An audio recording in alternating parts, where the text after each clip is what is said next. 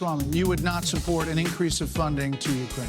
I would not. Alright, so much was going on in the debates. I think Vivek honestly easily was the best one out of all the Republican candidates at the debates tonight. And he just made the best claims, bro. He was saying how we shouldn't fund Ukraine because why are we spending billions of dollars on them when we can't do the same thing to Mali and our country itself.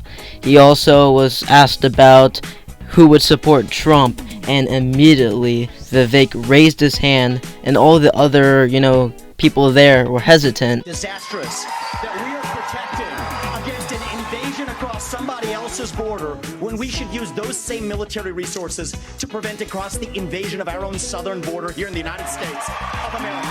We are driving Russia further into China's hands.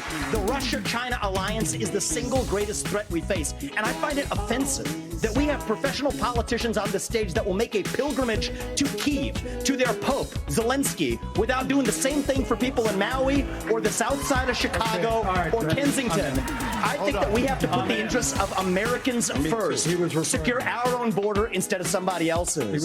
And the reality is, this is also how we project strength by making America strong at home. The U.S. has committed nearly $77 billion in aid to the Ukraine war.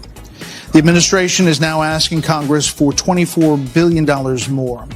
Regardless of that, the specifics of that plan, is there anyone on stage who would not support the increase of more funding to Ukraine?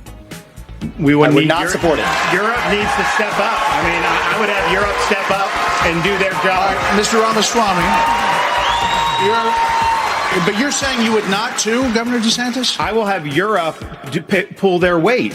Right now, they're not doing that. You would not support and I think more we need funding? to do, and I think our support should be contingent on them doing it. And I would have support in China to be able to take China and do what we need to do with China.